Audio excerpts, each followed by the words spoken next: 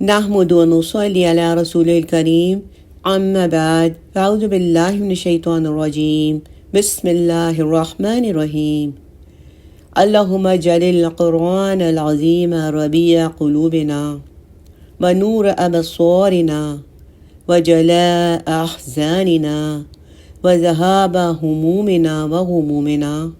اے اللہ، آپ بنا دیجئے قرآن عظیم کو ہمارے دلوں کی بہار اور ہماری آنکھوں کا نور اور ہمارے غموں کو دور کرنے والا اور ہماری پریشانیوں کو رفع کرنے والا، آمین۔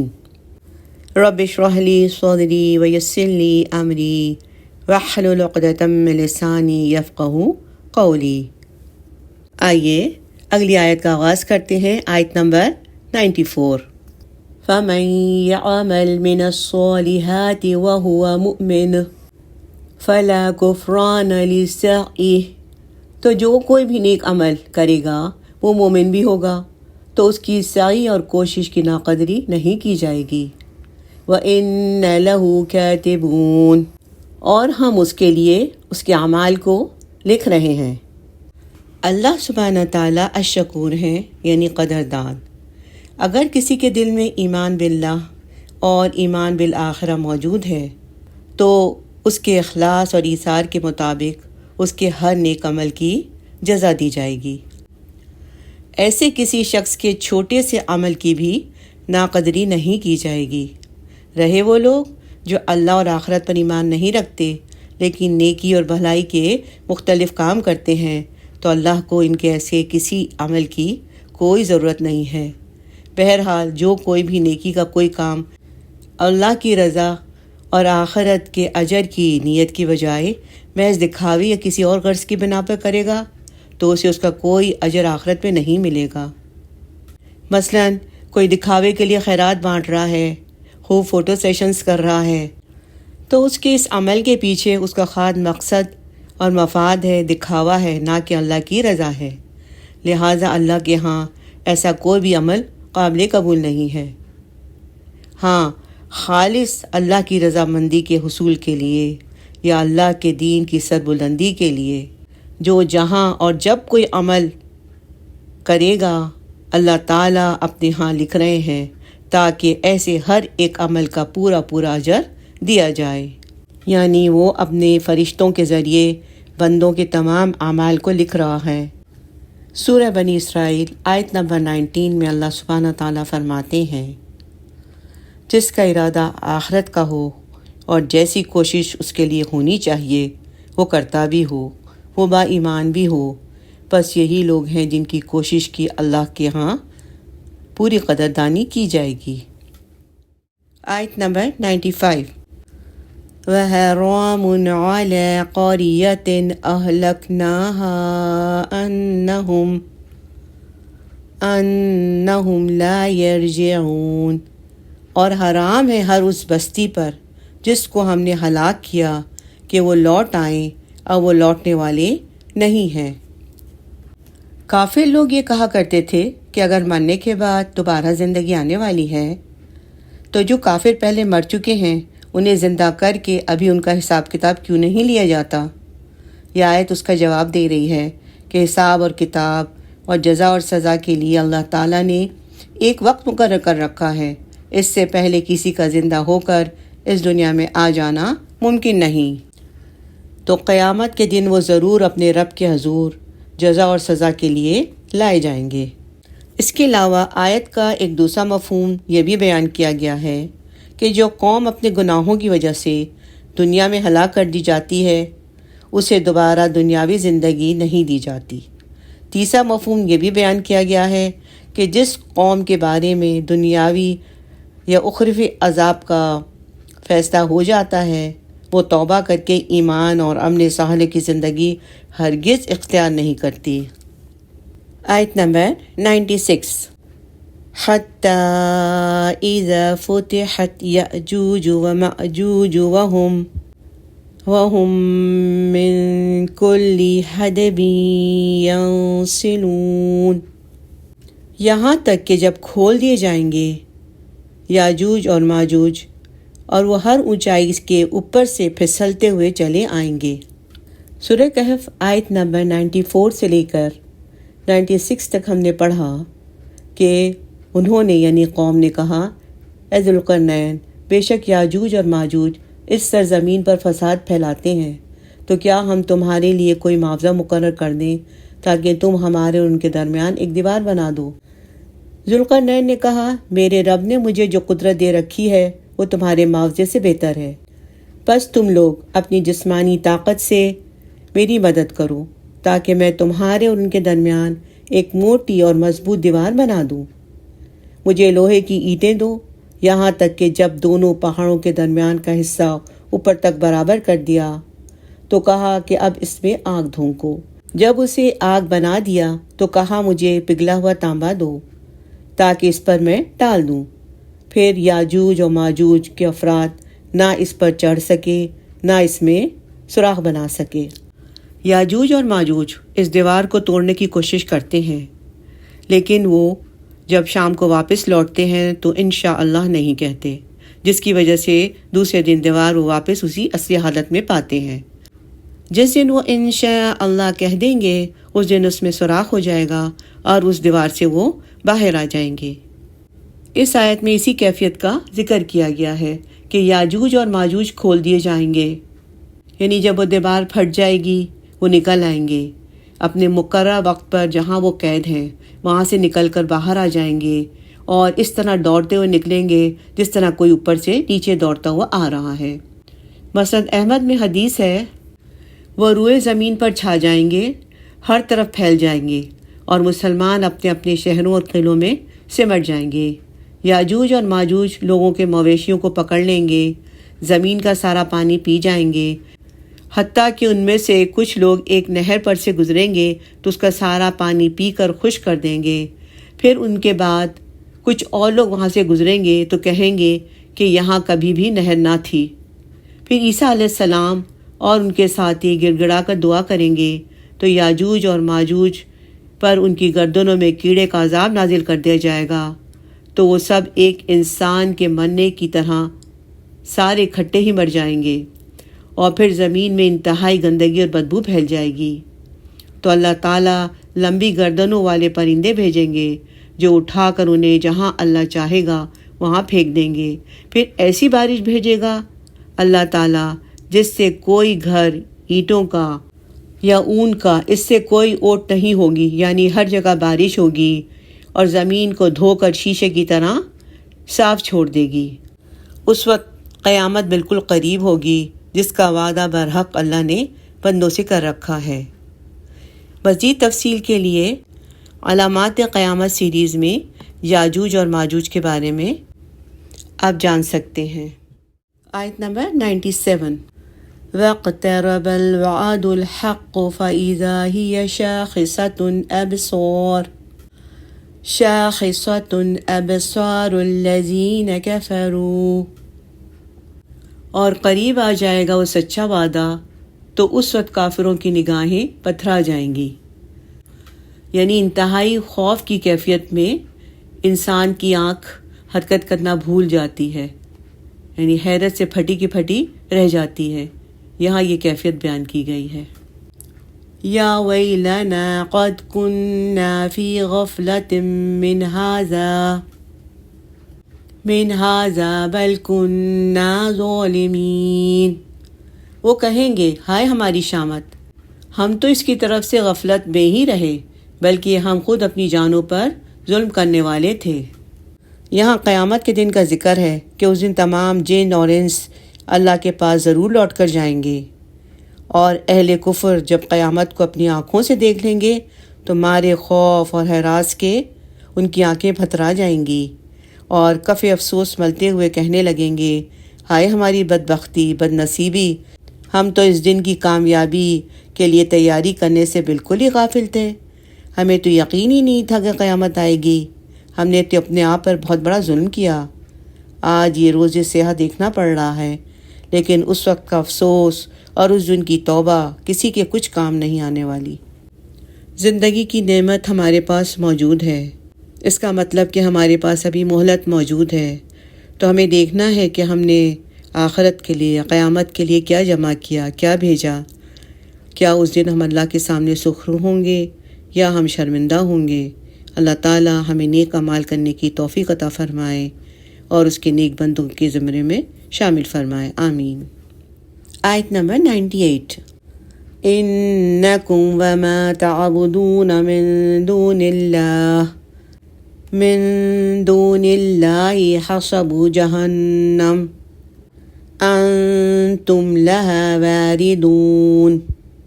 یقیناً تم لوگ اور جنہیں تم اللہ کے سوا پوجتے ہو سب جہنم کا ایندھن بنو گے، تمہیں اس میں پہنچ کر رہنا ہے۔ یہ خطاب بالخصوص مشرکین مکہ کو ہے، لیکن تمام مشرکین عالم کو بالعموم خطاب کر کے کہا جا رہا ہے، یعنی دنیا کے تمام مشرکین سے خطاب کر کے کہا جا رہا ہے کہ تم اور تمہارے وہ معبود جنہیں تم اللہ کے سوا پوجتے ہو سبھی اس جہنم کا ایندھن بنو گے جس میں تم ضرور داخل ہوگے، اور اس وقت تمہیں یقین ہو جائے گا۔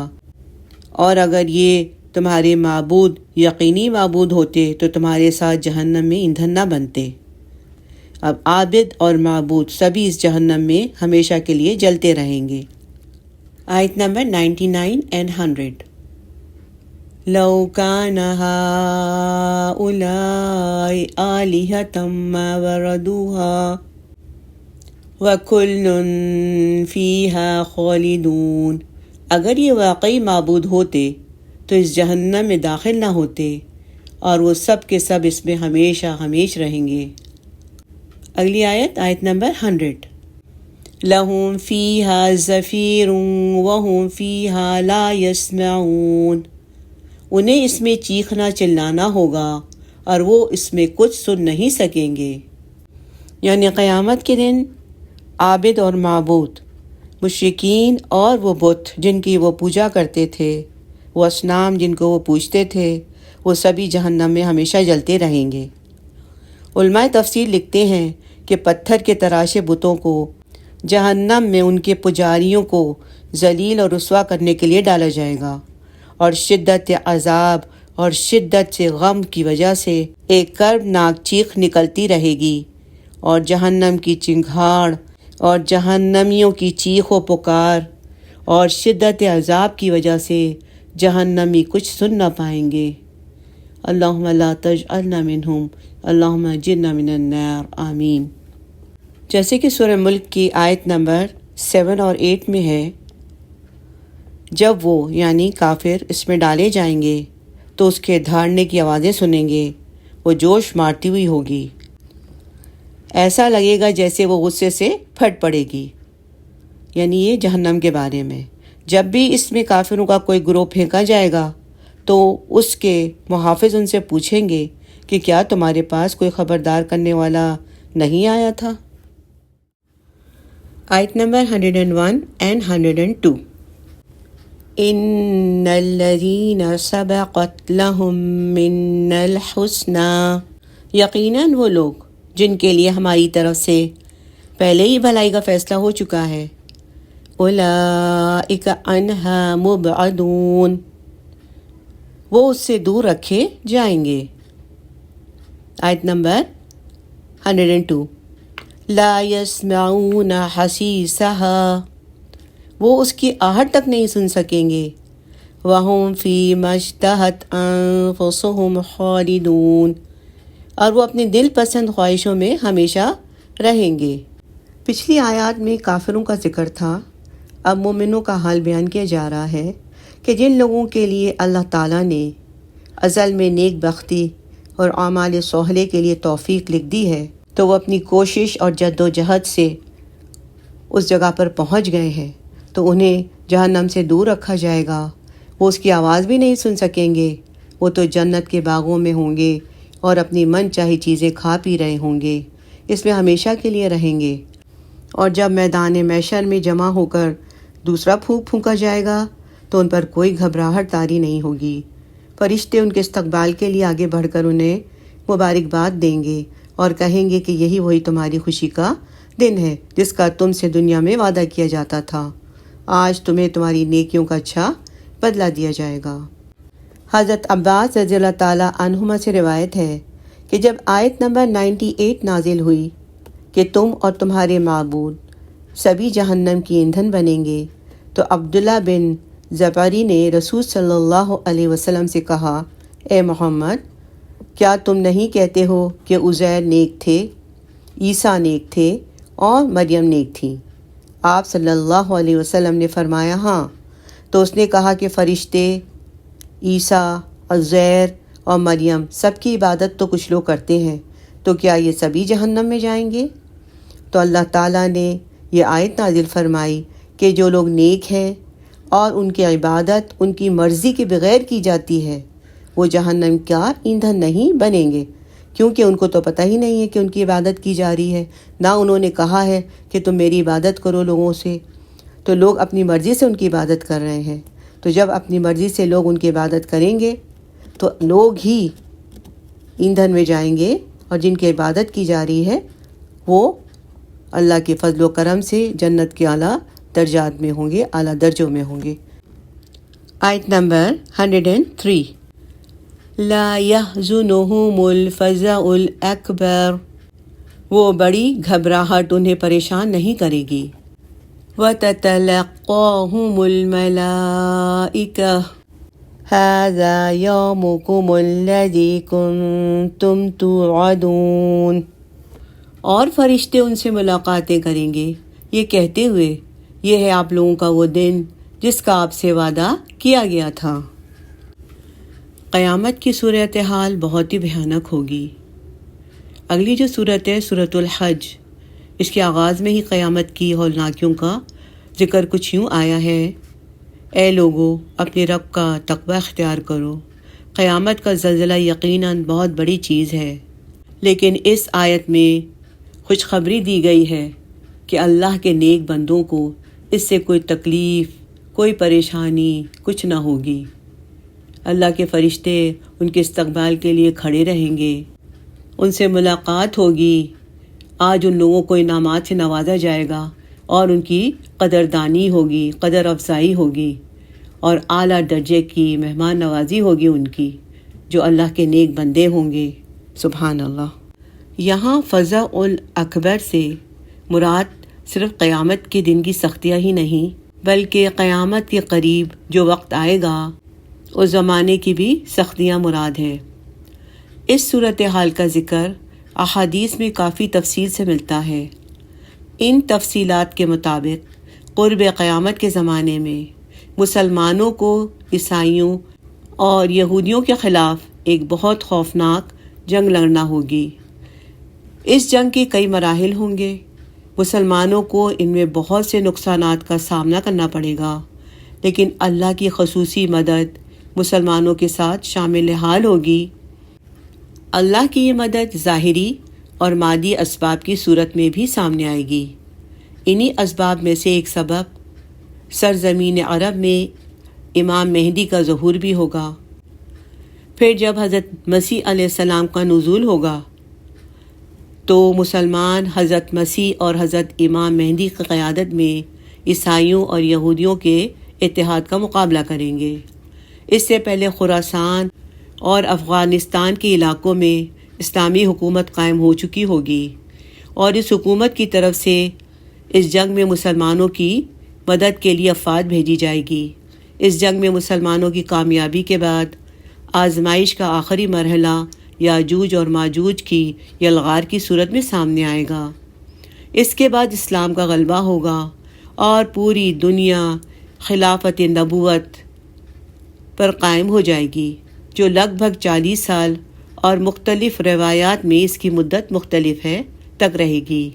یہ محمد صلی اللہ علیہ وسلم کی امت کا 5واں دور ہوگا، جس کی خبر احادیث میں دی گئی ہے۔ حضرت نعمان بن بشیر رضی اللہ تعالیٰ عنہما حضرت حذیفہ رضی اللہ تعالیٰ عنہ سے روایت کرتے ہیں کہ رسول اللہ صلی اللہ علیہ وسلم نے فرمایا، دور نبوت تم میں اس وقت تک رہے گا جب تک اللہ چاہے گا، پھر جب وہ اس کو ختم کرنا چاہے گا اس کو ختم کر دے گا۔ پھر نبوت کی طرز پر خلافت کا دور ہوگا، پھر وہ دور رہے گا جب تک اللہ چاہے گا، پھر وہ اس کو ختم کر دے گا جب وہ اس کو ختم کرنا چاہے گا۔ پھر کاٹ کھانے والی بادشاہت ہوگی، وہ دور بھی اس وقت تک رہے گا جب تک اللہ چاہے گا، پھر جب وہ اس کو ختم کرنا چاہے گا تو ختم کر دے گا، پھر جبر کی فرما روائی ہوگی، وہ رہے گی جب تک اللہ چاہے گا، پھر اس کو ختم کر دے گا جب وہ اسے ختم کرنا چاہے گا، پھر نبوت کے طرز پر دوبارہ خلافت قائم ہوگی، پھر آپ صلی اللہ علیہ وسلم خاموش ہو گئے۔ اس حدیث کی روح سے پہلا دور نبوت کا تھا، دوسرا دور خلافت، اور تیسرا ظالم ملوکیت کا دور، چوتھا غلامی والی ملوکیت کا دور، جبکہ پانچواں اور آخری دور پھر خلافت کا دور ہوگا۔ اس خلافت کی خبر آپ صلی اللہ علیہ وسلم نے اس حدیث میں دی ہے جو ثوبان رضی اللہ تعالیٰ عنہ سے مروی ہے۔ فرمایا، اللہ تعالیٰ نے مجھے پوری زمین کو لپیٹ کر یا سکیڑ کر دکھا دیا، چنانچہ میں نے اس کے سارے مشرق بھی دیکھ لیے اور تمام مغرب بھی، اور یقین رکھو کہ میری امت کی حکومت ان تمام علاقوں پر قائم ہو کر رہے گی جو مجھے لپیٹ کر یا سکیڑ کر دکھائے گئے ہیں۔ اسی طرح حضرت مقدار بن اسود رضی اللہ تعالیٰ عنہ سے روایت ہے کہ انہوں نے رسول اللہ صلی اللہ علیہ وسلم کو فرماتے ہوئے سنا کہ روئے زمین پر نہ کوئی اینٹ گارے کا بنا ہوا گھر باقی رہے گا، نہ کمبلوں کا بنا ہوا خیمہ جس میں اسلام کو داخل نہیں کر دے گا، خواہ کسی عزت والے کے اعزاز کے ساتھ، خواہ کسی مغلوب کی مغلوبیت کی صورت میں، یعنی یا لوگ اسلام کر کے خود ہی عزت سے مستحق بن جائیں یا اسلام کی بالادستی تسلیم کر کے اس کی فرما برداری قبول کرنے پر مجبور ہو جائیں۔ میں راوی نے کہا تب تو سارے کا سارا دین اللہ کے لیے ہو جائے گا۔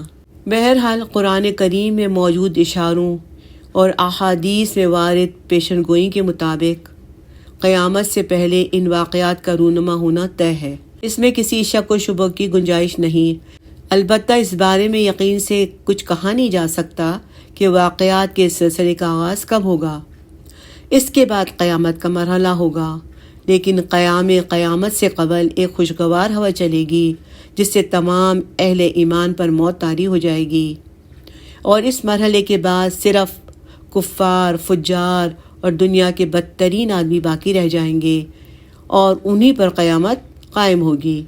حضرت عبداللہ بن مسعود رضی اللہ تعالیٰ عنہ سے روایت ہے کہ رسول اللہ صلی اللہ علیہ وسلم نے فرمایا کہ قیامت صرف شریر لوگوں پر آئے گی، زلزلۃ الساعہ اور الفزع الاکبر کی سختیوں کا سامنا بھی انہی لوگوں کو کرنا ہوگا، جبکہ اللہ سبحانہ تعالیٰ اپنے نیک بندوں کو قیامت سے پہلے سکون اور اطمینان کی موت دے کر اس دن کی سختیوں اور ہولناکیوں سے بچا لے گا۔ سبحان اللہ۔ پھر فرشتے ان سے ملاقاتیں کریں گے یہ کہتے ہوئے کہ یہ ہے آپ لوگوں کا وہ دن جس کا آپ سے وعدہ کیا گیا تھا، آج آپ لوگوں کو انعامات سے نوازا جائے گا، آپ کی قدر افزائی ہوگی، خلعتیں پہنائی جائیں گی اور اعلیٰ درجے کی مہمان نوازی ہوگی۔ اللہم اجعلنا منہم، آمین یا رب العالمین۔ ریفرنس بیان القرآن ڈاکٹر اسرار احمد، آیت نمبر 104۔ یوم نطوی السماء کطی السجل للکتب، جس دن ہم آسمان کو لپیٹ دیں گے جیسے لپٹا جاتا ہے کاغذوں کا تومار۔ تومار کا مطلب ہے اسکرولز، یعنی فرمایا کہ اس دن ہم آسمان کو اس طرح لپیٹ دیں گے جیسے کتابوں کے تومار یعنی اسکرولز کو لپیٹا جاتا ہے۔ کما بدأنا اول خلق نعیدہ، جیسے ہم نے پہلی مرتبہ ابتدا کی تھی ویسے ہی ہم اس کا اعادہ کریں گے، یعنی ہم اسے دوبارہ پیدا کریں گے۔ وعدا علینا انا کنا فاعلین، یہ وعدہ ہمارے ذمے ہے، ہم یہ ضرور کر کے رہیں گے۔ قیامت کے دن یہ بھی ہوگا کہ اللہ تعالیٰ آسمان کو اپنے دائنے ہاتھ سے اس طرح لپیٹ دیں گے جس طرح کوئی لکھنے والا مکتوب کو لپیٹ دیتا ہے، جس طرح بڑے کاغذوں پر لکھا ہوا رول کیا جاتا ہے، یعنی اس کو لپیٹ دیا جاتا ہے، اسی طرح یہاں بتایا جا رہا ہے کہ قیامت کے دن اللہ تعالیٰ آسمان کو اپنے دائیں ہاتھ میں لپیٹ دیں گے، تمام ستارے ٹوٹ کر بکھر جائیں گے، آفتاب اور ماہتاب یعنی چاند اور سورج اپنی جگہ چھوڑ دیں گے، پورا نظام عالم درہم برہم ہو جائے گا، اللہ سبحانہ تعالیٰ تمام انسانوں کو دوبارہ پیدا کریں گے، سب اپنی قبروں سے ننگے پاؤں، ننگے بدن اور بغیر ختنہ شدہ اٹھیں گے۔ اللہ کا یہ وعدہ سچا ہے، وہ ایسا ہی کر کے رہے گا، اس میں کسی شک و شبہ کی کوئی گنجائش نہیں۔ آیت 105 وَلَقَدْ كَتَبْنَا فِي الزَّبُورِ مِن بَعْدِ الذِّكْرِ أَنَّ الْأَرْضَ يَرِثُهَا عِبَادِيَ الصَّالِحُونَ، اور ہم نے لکھ دیا تھا زبور میں نصیحت کے بعد کہ اس زمین کے وارث ہوں گے ہمارے نیک بندے۔ زبور کا لغوی معنی کتاب ہے، یہاں اس سے مراد یا تو وہ زبور ہے جو حضرت داؤد علیہ السلام پر نازل ہوئی تھی، یا تمام آسمانی کتابیں، اور ذکر سے مراد لوح محفوظ ہے۔ ارض سے مراد یا تو جنت ہے یا کافروں کی سرزمین۔ نیک بندوں سے مراد یا تو نبی کریم صلی اللہ علیہ وسلم کی امت کے نیک لوگ ہیں یا ہر امت کے نیک لوگ۔ اللہ تعالیٰ نے لوح محفوظ میں لکھنے کے بعد تمام آسمانی کتابوں میں یہ بات لکھ دی کہ جنت کے حقدار اس کے نیک بندے ہوں گے۔ سورۃ الزمر آیت 74 میں اللہ سبحانہ تعالیٰ فرماتے ہیں، اور جنتی کہیں گے کہ اللہ کا شکر ہے جس نے ہم سے اپنا وعدہ پورا کیا اور ہمیں اس سرزمین کا وارث بنایا کہ جنت میں جہاں چاہیں مقام کریں۔ یا یہ بات لکھ دی ہے کہ زمین پر اقتدار اس کے نیک بندوں کو حاصل ہوگا۔ اکثر مفسرین کی یہی رائے ہے کہ اس آیت میں نبی کریم صلی اللہ علیہ وسلم کی امت کے لیے بشارت ہے کہ وہ لوگ کافروں کے ممالک کو فتح کریں گے اور ان کے مالک اور حاکم بن جائیں گے، اور تاریخ شاہد ہے کہ ایسا ہی ہوا۔ قیصر و کسریٰ کے جن علاقوں کے بارے میں کوئی سوچ نہیں سکتا تھا کہ وہاں مسلمان پہنچ پائیں گے، وہ سارے علاقے اسلام کی زیر نگی آ گئے۔ پھر جب مسلمانوں کی دینی حالت خراب ہو گئی، وہ دین سے دور ہوتے گئے اور دنیا ان کے دل میں بستی چلی گئی، تو زوال پذیر ہو گئے، اور قیامت تک جب کبھی یہ امت صلاح اور تقوی کو اپنا شعار بنائے گی اور قرآن اور سنت کی بنیاد پر متحد ہو جائے گی، تو اللہ کا وعدہ اپنے آپ کو دہرائے گا، جیسا کہ اللہ سبحانہ تعالیٰ نے سورہ نور آیت نمبر 55 میں فرمایا، تم میں سے ان لوگوں سے جو ایمان لائے ہیں اور انہوں نے نیک اعمال کیے ہیں، اللہ تعالیٰ وعدہ فرما چکا ہے کہ انہیں ضرور زمین میں خلیفہ بنائے گا، جیسا کہ ان لوگوں کو خلیفہ بنایا تھا جو ان سے پہلے تھے، یعنی اللہ کے نیک بندے ہی وارث ہوں گے۔ آیت 106 ان فی ھذا لبلاغا لقوم عابدین، یقیناً اس میں ایک بڑی خبر ہے اللہ کی بندگی کرنے والوں کے لیے۔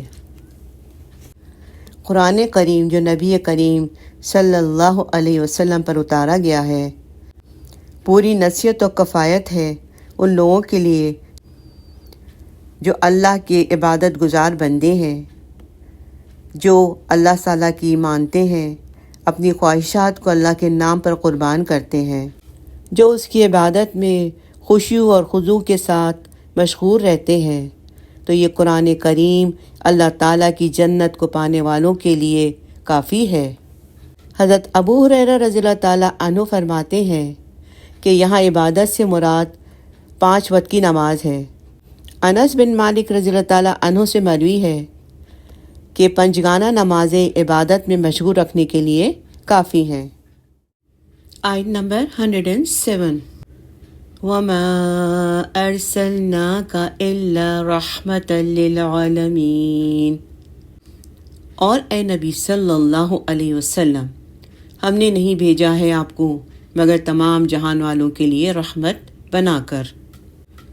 اس آیت کریمہ میں نبی کریم صلی اللہ علیہ وسلم کی تعریف بیان کی گئی ہے کہ اللہ تعالیٰ نے انہیں دنیا والوں کے لیے رحمت بنا کر بھیجا ہے، یعنی جس دین کے ساتھ وہ دنیا میں مبعوث ہوئے ہیں وہ جن اور انس کے لیے سراپا رحمت ہے۔ دنیا اور آخرت کی سعادت اسی دین کو قبول کر لینے میں ہے، اسی لیے بطور مبالغہ نبی کریم صلی اللہ علیہ وسلم کو رحمت کہا گیا ہے۔ صلوات اللہ وسلام علیہ۔ امام مسلم نے ابو ہریرہ رضی اللہ تعالیٰ عنہ سے روایت کی ہے کہ نبی کریم صلی اللہ علیہ وسلم سے کہا گیا کہ آپ مشرکوں کو بد دعا دیجیے، تو آپ صلی اللہ علیہ وسلم نے فرمایا، میں لعنت بھیجنے والا بنا کر نہیں بھیجا گیا ہوں، میں تو رحمت بنا کر بھیجا گیا ہوں۔ اسی لیے اس آیت کی تفسیر میں حضرت ابن عباس رضی اللہ تعالیٰ عنہما سے مروی ہے کہ نبی کریم صلی اللہ علیہ وسلم کی بعثت کے بعد، یعنی ان کے نبی بنانے کے بعد جو ایمان لے آیا اس کے لیے دونوں جہانوں میں رحمت ہوگی، اور جو ایمان نہیں لایا وہ اللہ کی رحمت سے دور ہو گیا۔ جو قومیں ایمان نہیں لائیں ان میں سے یعنی گزشتہ قوموں پر مسح صورت، زمین کے دھس جانے اور پتھروں کی بارش کی شکل میں بھی عذاب آتا رہا ہے، نعوذ باللہ۔ آیت نمبر 108۔ قل انما یوحی الی انما الہکم الہ واحد فہل انتم مسلمون۔ اے نبی صلی اللہ علیہ وسلم، آپ ان کو بتا دیجئے کہ میری طرف تو یہ وحی کی جاتی ہے کہ تمہارا معبود بس ایک ہی معبود ہے، تو کیا تم اس کی فرما برداری اختیار کرتے ہو؟ نبی کریم صلی اللہ علیہ وسلم جو رحمت لے کر دنیا میں مبعوث ہوئے تو وہ توحید باری تعالیٰ ہے۔ یہی دین اسلام اور تمام دوسرے ادیان یعنی جتنے بھی دین ہیں سب کی اصل اور بنیاد توحید ہی ہے۔ اسی لیے نبی کریم صلی اللہ علیہ وسلم کو رحمت کا لقب دینے کے بعد اللہ تعالیٰ نے آپ سے فرمایا کہ آپ اہل مکہ سے کہہ دیجئے کہ مجھ پر جو وحی نازل ہوتی ہے اس کا خلاصہ یہی ہے کہ تم سب کا معبود ایک ہے اور وہ اللہ ہے، اس کے سوا کوئی معبود نہیں، اس لیے تم لوگ اسی کے سامنے جھکو، اسی کی عبادت کرو اور اس کے ساتھ عبادت میں کسی کو شریک نہ کرو۔ اگر اس تبلیغ کا ان پر کوئی اثر نہیں پڑتا اور وہ اسلام کو قبول نہیں کرتے تو پھر آپ ان سے برملا کہہ دیجئے کہ ہمارے اور تمہارے درمیان صلح صفائی کی اب کوئی صورت نہیں ہے۔ آیت نمبر 109۔ فَإِن تَوَلَّوْا فَقُلْ آذَنْتُكُمْ عَلَى سَوَاءٍ۔ پھر اگر یہ لوگ منہ موڑ لیں تو کہہ دیجئے کہ میں نے تم سب کو یکساں طور پر خبردار کر دیا ہے، یعنی میں نے تو تم سب لوگوں تک برابر اللہ کا پیغام پہنچا دیا ہے، میں نے تمہارے سرداروں پر بھی اتمام حجت کر دیا ہے اور عوام کے سامنے بھی حق واضح انداز میں پیش کر دیا ہے۔ الغرض تمہارے معاشرے کا کوئی چھوٹا، کوئی بڑا، کوئی امیر اور کوئی غریب فرد ایسا نہیں ہے جس تک میری یہ دعوت نہ پہنچی ہو، لہٰذا جو کام اللہ نے میرے ذمہ لگایا تھا میں نے اپنی طرف سے اس کا حق ادا کر دیا ہے۔ وَإِنْ أَدْرِي أَقَرِيبٌ أَمْ بَعِيدٌ مَا تُوعَدُونَ۔ اور میں نہیں جانتا کہ جس چیز کا تم سے وعدہ کیا جا رہا ہے وہ قریب ہے یا دور ہے۔ حضور صلی اللہ علیہ وسلم سے فرمایا جا رہا ہے کہ آپ یہ بھی ان سے کہہ دیجئے کہ مجھے نہیں معلوم جو عذاب تم پر اللہ کی طرف سے نازل ہونے والا ہے اس کا وقت قریب ہے یا بعید، لیکن اتنی بات یقینی ہے کہ وہ عذاب تمہیں آ گھیرے گا اور وہ عذاب آ کے رہے گا۔ جس عذاب یا قیامت کے وقوع پذیر ہونے سے متعلق تم لوگوں کو خبردار کیا جا رہا ہے اس کے بارے میں میرے پاس کوئی علم نہیں، میں نہیں جانتا کہ اللہ کا وعدہ کب پورا ہوگا۔ البتہ یہ بات طے ہے کہ اپنے کرتوتوں کے نتائج بہرحال تم لوگوں کو بھگتنے ہوں گے۔ قیامت کے وقوع پذیر ہونے کے بارے میں قطعی علم تو صرف اللہ تعالیٰ کے پاس ہے، البتہ قرآن میں جا بجا قیامت اور آثار قیامت کے بارے میں اشارے ملتے ہیں، لیکن اللہ کا عذاب یا قیامت کب وقوع پذیر ہوگی اس کے بارے میں اللہ تعالیٰ ہی جانتے ہیں، کسی کو اس کے بارے میں علم نہیں ہے۔ آیت نمبر 110، إِنَّهُ يَعْلَمُ الْجَهْرَ مِنَ الْقَوْلِ وَيَعْلَمُ مَا تَكْتُمُونَ، یقیناً وہی جانتا ہے بلند آواز سے کہی گئی بات کو بھی، اور اسے بھی جانتا ہے جسے تم چھپاتے ہو۔ اس آیت میں اللہ تعالیٰ نے فرمایا کہ جو تم اسلام، قرآن کریم اور نبی کریم صلی اللہ علیہ وسلم کا بربنا مذاق اڑاتے ہو اور ان کی عیب جوئی کرتے ہو، تو اللہ تعالیٰ کو سب معلوم ہے۔ جو عداوت اور دشمنی اور بغض اور حسد اپنے دلوں میں چھپائے پھرتے ہو، اور اللہ انہیں بھی جانتا ہے۔ نہ تمہارا ظاہر بغض اللہ سے پوشیدہ ہے اور نہ دل میں چھپا ہوا۔ مفسرین لکھتے ہیں کہ اللہ تعالیٰ کی جانب سے کفار مکہ کے لیے زبردست دھمکی ہے۔ اللہ سبحانہ تعالیٰ سورہ ملک آیت 13 اور 14 میں فرماتے ہیں، اور تم اپنی بات چھپا کر کرو یا زور سے کرو، سب اس کے علم میں ہے، کیونکہ وہ دلوں تک کی باتوں کا پورا علم رکھنے والا ہے۔ بھلا جس نے پیدا کیا وہی نہ جانے، جبکہ وہ بہت باریک بین مکمل طور پہ باخبر ہے۔ وَهُوَ اللطیف الخبیر۔ سبحان اللہ۔ آیت نمبر 111، وَإِنْ أَدْرِي لَعَلَّهُ فِتْنَةٌ لَكُمْ وَمَتَاعٌ إِلَىٰ حِينٍ، اور میں نہیں جانتا، شاید کہ مہلت تمہیں آزمانے کے لیے ہو، اور اس لیے ہو کہ تم ایک وقت مقرر تک دنیاوی زندگی سے فائدہ اٹھا لو۔ فرمایا جا رہا ہے کہ ہو سکتا ہے کچھ دنوں کے لیے عذاب الہی کا ٹل جانا تمہیں مزید آزمائش میں ڈالنے کے لیے ہو، اور ایک مقرر وقت تک کے لیے اللہ کی جانب سے کسی حکمت کے تقاضے کے مطابق تمہارے لیے چھوٹ ہو، اس لیے اس تاخیر سے تمہیں دھوکے میں نہیں پڑنا چاہیے۔ کفار مکہ عذاب جو بار بار مانگتے تھے اور اس میں تاخیر ہوتی تھی، تو یہاں فرمایا جا رہا ہے کہ تاخیر کی وجہ یہ ہو کہ اللہ تعالیٰ اس دنیا میں کچھ اور رہنے کی بسنے کی مہلت دے دے، تاکہ تم لوگوں کو مزید آزمانا چاہتا ہو۔ تھوڑے دن اور اس دنیا میں آزاد گھوم لو، لیکن بالآخر ہوگا وہی جو میں تمہیں بتا رہا ہوں۔ اس میں کوئی شک نہیں کہ اس عذاب کا آنا ایک یقینی امر ہے، اور وہ آ کر رہے گا، جس کو کوئی نہیں ٹال سکتا۔ آیت نمبر 112، قال رب احکم بالحق، رسول صلی اللہ علیہ وسلم نے کہا، پروردگار اب حق کے ساتھ فیصلہ فرما دیجئے۔ وَرَبُّنَا الرَّحْمَنُ الْمُسْتَعَانُ عَلَى مَا تَصِفُونَ، اور ہمارا رب رحمان ہے جس سے مدد طلب کی جاتی ہے ان باتوں کے خلاف جو تم بنا رہے ہو۔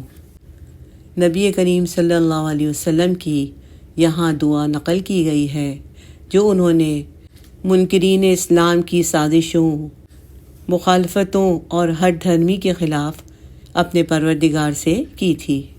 تفاسیر میں یہ بھی موجود ہے کہ یہ دعا نبی کریم صلی اللہ علیہ وسلم نے مشرکوں کے خلاف اعلان جنگ کے بعد کی تھی کہ اے میرے رب، تو میری اور میری قوم کے درمیان اب فیصلہ کر ہی دے، جن کا شیوہ اسلام اور مسلمانوں سے عداوت کرنا بن گیا ہے۔